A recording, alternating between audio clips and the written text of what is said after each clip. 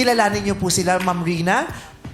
Ano kaya ang magiging epekto sa inyo ng kanilang mga kasagutan? Ano ang inyong first question, Ma'am Rina? Number 1 po, anong klase kang asawa sa dati mong partner? Ay, gusto niyo talagang makilala. Makilala talaga. Anong klase kang asawa sa dati mong partner? Yun ang tanong ni Ma'am Rina. Ano pong sagot niyo, Doc Ivan? Ang masasabi ko ay maasikaso sa pamilya. To the point na pinaghandaan ko yung kinabukasan ng mga bata. At parang nakulangan naman ako sa ibinigay kong oras. Na siguro, sakaling magmamahal ako ulit, no? Na-realize ko na yung mga pagkakamali at pagkukulang ko. Kaya mas magiging maayos at magagampanan ko na yung mga bagay na dapat kong ibigay at pangangailangan ng partner ko. At para malaman natin kung totoo ang sinasabi niyo, narito po ang partner. Mas lumalabas. Anong sinabi mo? Kayo naman po, Sir Bernard. May classification ba yun as ABC? Hindi, i-describe nyo lang po kung okay. paano kayo naging partner sa asawa nyo dati. Okay, wala pa akong asawa pero I have partner. Siguro, it will be more on, we have to celebrate our partnership every day. Kung hindi, dadalhin ko siya sa mga restaurant that he can enjoy the food. I can give her flowers. Hindi lang sa birthday. Hindi, yung dati po, yung dati nyong partner partner nyo, ano po paano yun? po kayo sa dati Paano po nyong kayo partner? sa dati? Ganon. Pagka may occasion, we celebrate together and then we go to places to celebrate our partnership and then enjoy the life together being maikli ang buhay, parang ganon. Mahilig silang mag-bonding. Mabanding siyang partner. Mabanding. Siyempre responsible din and support that a partner can give to bilang partner and then you have to make your partner happy. Business partner po ba yan? Hindi. Personal partner. May certificate of partnership. Yung partner nyo ba sinasama nyo rin sa hobby nyo? Tulad ng pag-akit ng bundok din, ganyan? Ganyan. O pagbaba lang. Sa pagbaba. Pwede rin. Yung mga partners ko, pag-akit ng bundok, we have to celebrate and enjoy the nature. Oo. Tapos doon kayo mag-bonding, no? Laro kayo. No? Biruan tayo pa. Tulakan tayo. Wag! Taas yun. Unang malaglag, dead. Kayo naman po, Sir Melvin. Paano daw po kayong partner dati dun sa ex nyo? Sa EXO, well, of course, mayroon lambingan at mayroong Paano po kayo maglambing? kung saan siya gustong pumunta. Sometimes gusto ng, siyempre, stress sa trabaho, pagod. We go to, after the gym, massage. Uy, sarap. Dahil masarap nga naman ang massage, di ba? Ano pong meron sa massage after? Nakaka-relax nga ng Kasi iba body. may Relax ka, buffet. syempre. Kasi Di ba may tension. buffet, may samgyup, may Totoo, merong ganun. shabu-shabu after. Sa, kasi, Hotpot. iba yun, di ba? Pag galing ka ng gym, masakit katawan mo. So, Correct. kailangan i-massage, you know? May shabu-shabu, siyempre, at Yeah. matutulog. So malambing po kayo. Shabu-shabu, napatak sila eh. Oh. Oo, nag-gym sila eh. Oo, dapat shabu-shabu yun. Shabu-shabu, tapos matutulog sila sa presinto. Malambing naman. Yung isa mabanding, isa malambing. Si Sir naman, yung pinakita niya yung kanyang sense of responsibility sa Responsibility. pagpo-provide. Provider. Oo, even for the future, pinaghandaan niya Yes. yung Correct. kinabukasan ng kanyang mga anak po ba? Tama po, Sir Ivan? Ayun. Ma'am Rina, matapos nyo silang marinig, kanino niyo po ibibigay ang una niyang green flag? Nalito ako si Ivan ba? Searchy number. Hindi ko One. One po si Sir Ivan. Siya po yung naging responsible daw, pero may pagkukulang siya, pero na-realize niya na. Oo. Si Sir Bernard po yung binabanding niya, lumalabas sila, nag-enjoy sila sa labas. Si Sir Melvin. yung malambing naman siya. Papamasahe sila pag pagod, pag stress. Tapos, ayun po. Okay.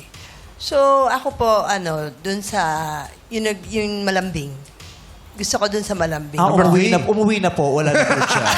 Hey, si number 3! Malambing. Si number Ay, may three. magpapamassage. Yung nagpapamasahe pag stress. Opo. Si Sir Melvin. Si Sir Kasi may- Melvin. Ang nabigay ng green flag, nagulat siya.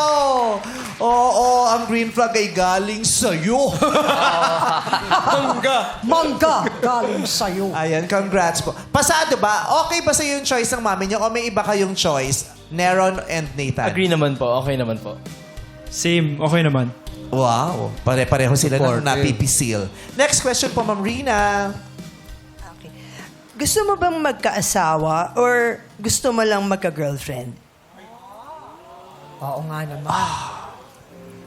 Good question. Unahin natin si Sir Melvin naman. Sir Melvin, yung number 3. Sir Melvin, gusto mo pa bang magkaasawa at pamilya o gusto mo lang magka-girlfriend? May kasabihan, we do it your way and my way and we work it out. Siyempre, girlfriend muna. Kasi baka ma-intimidate pag sinabi kong asawa ka agad. Hindi, yung end goal niyo po ba? Kung kayo po, pag-aasawa pa po ba kayo? Pwede. Asawa, yes. Pwede.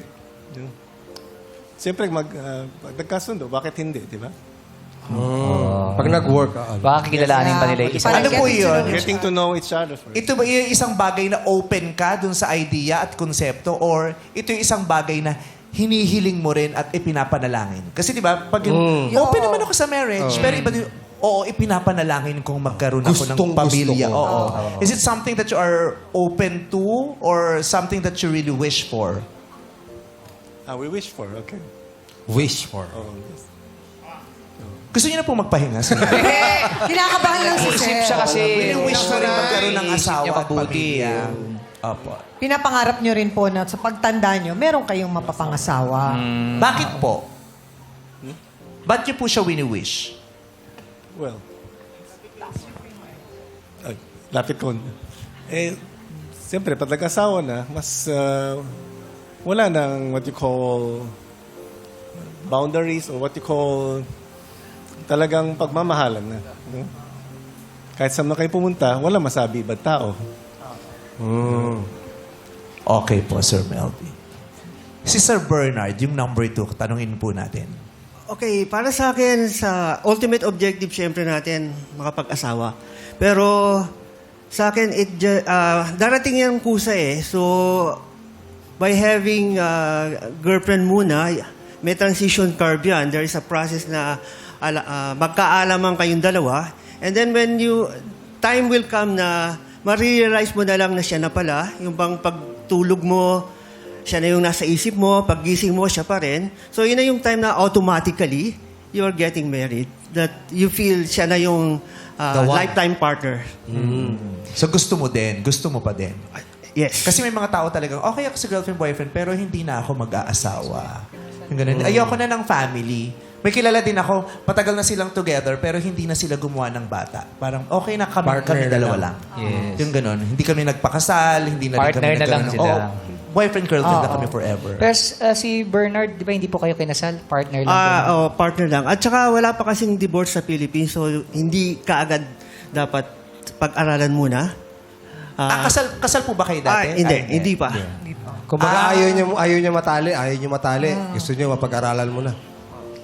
Pero kung may divorce sa Philippines, mas magiging kayong mas open kayo sa idea ng kasal. Ganun po ba? Well, kasi meron kang options. Kung sakaling it does not work out, after ng process na knowing each other, kasi mahirap naman yung nagpakasal ka tapos everyday, hindi ka masaya. Kung sa ibang bansa kayo magpakasal, magastos nga lang. Yun nga lang, magastos pero may divorce. Nagka-girlfriend na po kayo na parang sa tingin nyo, siya na yun. Kaya lang hindi pa. Oo naman.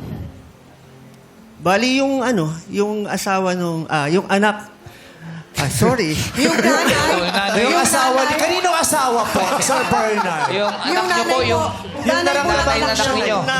Yung nanay ng Nararamdaman mga ko siya na anak ko yun, pero ngayon. asawa Yun, siya ng nanay kumpare ng ko. anak niyo ngayon. Oo, nagkamali lang. Oo, nanay ng mga anak niya ngayon. Okay po. Maraming salamat po. Kay Doc Ivan po. Magsasalita ako dun sa experience ko. Okay. Alam ko kahalagahan ng kasal sa isang babae. And kaya nga pinakasalan ko yung ex ko eh. So, kung magmamahal ako ulit, gagawa ako ng paraan kung paano ko siyang pakakasalan para maging asawa ko siya. Grabe. Kahit daling ko siya sa abroad, kung saan pwede, pakakasalan ko siya. Kaya lang tinuubra kasi Oo. para makasal ka sa ibang bansa, oo, kailangan maanal ka sa... Yes, dapat. So gagawa siya ng paraan. Dahil alam mo, mahalaga yun para dun sa partner mo. Yes, Vice. Pero dapat mahalaga din yun sa'yo. Dapat. Mahalaga sa akin, kaya nga hindi ko mapaanal yung kasal ko eh. Oh. Kasi alam ko mahalaga yun sa kanya at mahalaga sa mga anak ko. Kaya bilang respeto din, hindi ako gumawa ng kahit ano para ano. Pero kung sakaling magmamahal ako, magse-second thought na siguro ako. Oh, ibibigay niya. So, napaisip si Ma'am Rina. Kanino niyo po ibibigay ang pangalawang green flag? Ako sa 1 po. Sa one, yung huling nagsalita. Okay, Doc Ivan. Si Doc Ivan. Apo. Oh, bakit po? Kasi sabi nga niya, parang he's honest with his answer. So sabi niya, di ba, parang if ever gagawa naman talaga siya ng paraan to get married, ganon. Pero syempre, mas maganda, di ba, mag-start as boyfriend and girlfriend. Pero kung talagang nakita naman niya yung right one, yun, gagawa siya ng paraan. Masarap yung partner na will find ways for you. Yes. Apa. Congratulations, Doc Ivan. Meron din po kayong green flag. Pasok ba yun, Neron and Nathan?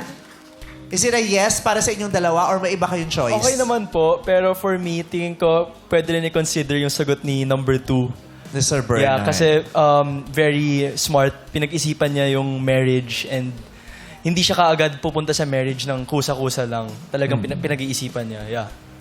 So yeah. Ikaw rin ba, Nathan? For me, I agree with Neron. Yeah. Yung number 2, I like the answer. Number 2. Sige. Maraming salamat. Sir Melvin, ba't po kayo nagsalamin? Hindi tayo makita. Hindi alam sino nagsasalita kanina eh. Sabi niya, nasan ba? Ganun talaga. May mga bagay na medyo lumalabo. Ayan, malilinaw na. Bagay. Sabi nung kasama ko kanina, kukuha lang kami ng NBI. Daming tanong dito. Napunta sa studio na. Bakit nakarating ako sa studio ng Tanong. Showtime? Sabi ko, kuha lang kami ng NBI. Ang daming tanong. Alam mo kung bakit nagsalamin? Kasi sinir ka kanina. Sir naman pala. Ubalin ko na lang kaya. I love you, Sir Melvin. Ang gwapo niyo lalo nung nag-glasses po kayo. Bagay po sa inyo yung salamin nyo. Opo. Nakita ko na siya sa Sesame Street dati. Hindi! Hindi ko alam. Basta, hindi ko alam. Wala siya doon. Hindi ko alam kung sino. Basta. Wala siya doon. O kayo nagsabi, hindi ako, ha? Sunny! Ikaw rin si Gerard Salonga din. Meron po kayong huling katanungan, Ma'am Rina. Ano po yung last question nyo? Eto po.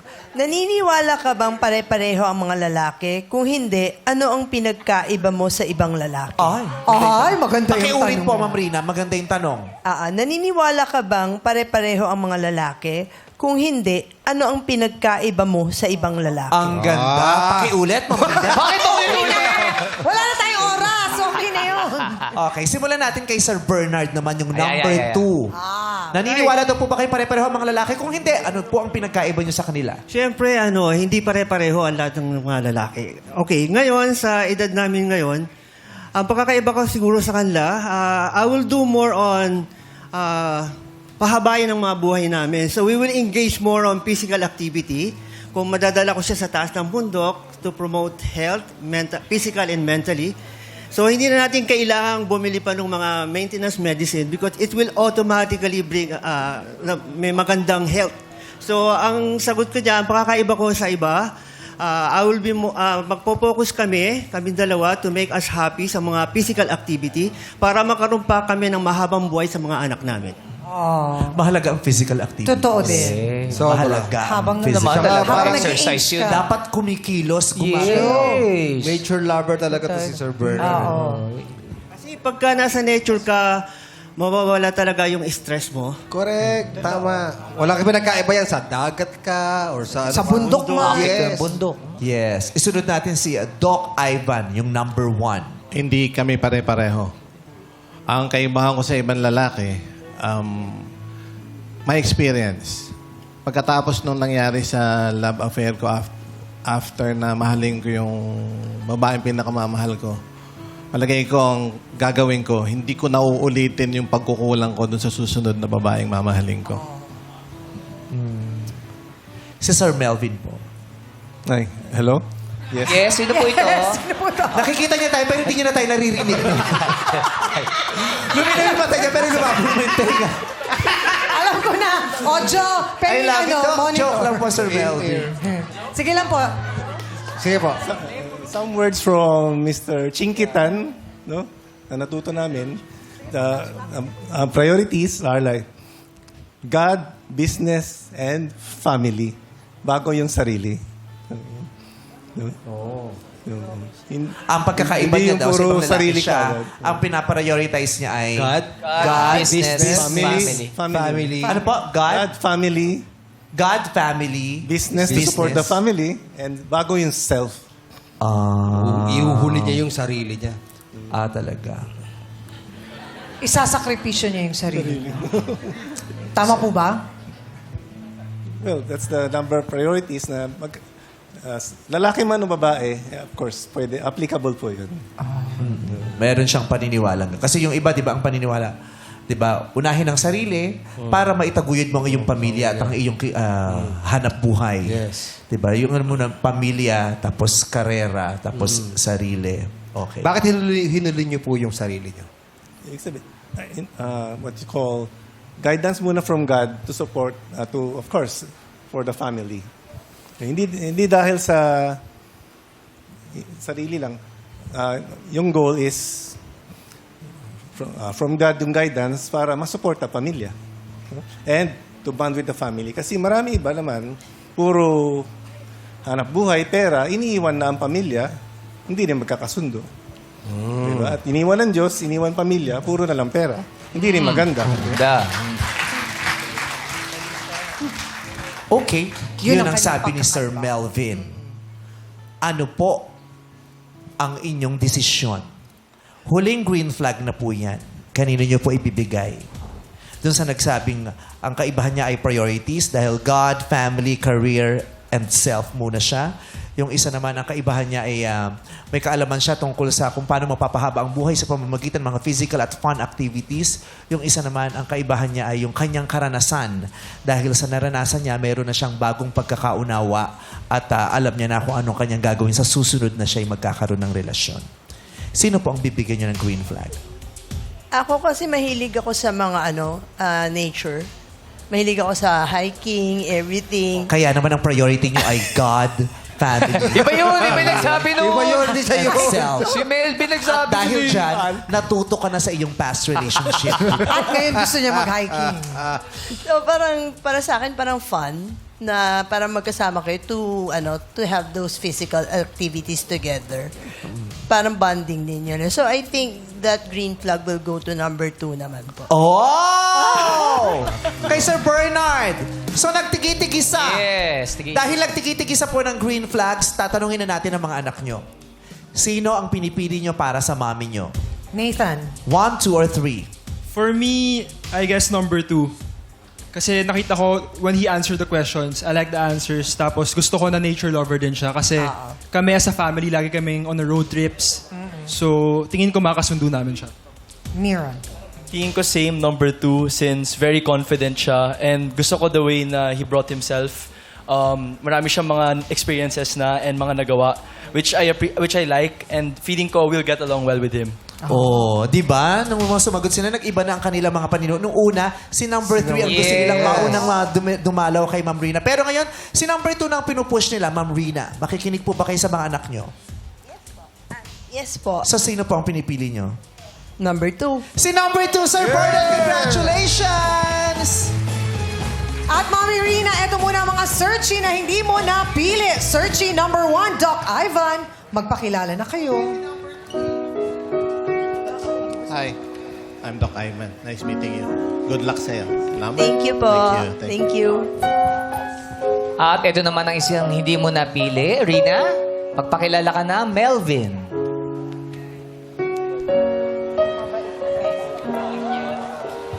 Hello. Hello. Hello, Melvin Sia. Yes, nice meeting you. Thank you so much. Okay, thank you too.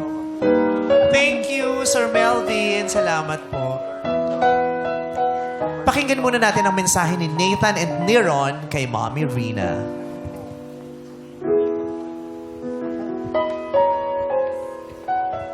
Parang nawala sa tono yung piano. Pindot. Parang may namali siyang pindot.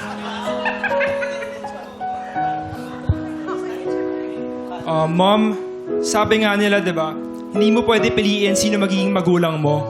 Pero, if I'm gonna be given a second chance, ikaw pa rin pipiliin ko. And I just wanna say na I'm super thankful kasi sa lahat ng sacrifices na nagawa mo for the family and for bringing us up to be the best version of ourselves. I love you and happy Mother's Day. So ako naman, sabi ko sa iyo, Mom, thank you sa lahat ng ginawa mo for us. Lahat ng sacrifices and everything you've been through. I hope that the person you will meet will give you happiness and someone who will be there for you. You deserve the best and I love you so much, Mom. Happy Mother's Day. May gusto po kayong sabihin, Ma'am Rina?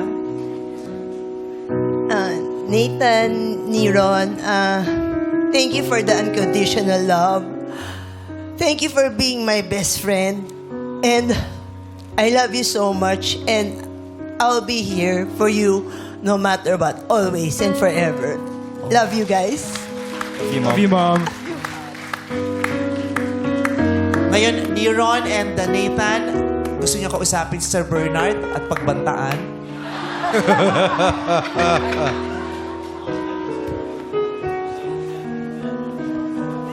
Ako, kinuyog oh. Easy lang. Sir Bernard, kanina nagustuhan ko yung mga sagot nyo and I like that you're a nature lover. So all I can say is, yung mom ko naman, madali siya pakisamahan. So I hope you enjoy your time and you have a wonderful time later. Okay, we will do whatever we can do to make us happy together. So for me naman, I like the way you brought yourself and I hope you guys get along well together and sana okay yung relationship nyo moving forward. Thank you so much, Niron and Nathan. Sir Bernard, wala maaari na. niyo na po pong tabihan si Ma'am Rina.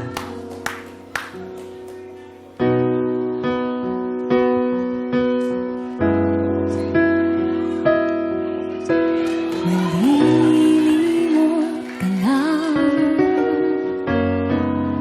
kapag ang araw at bituin ay di na matanaw. Mami Rina, meet Sir Bernard.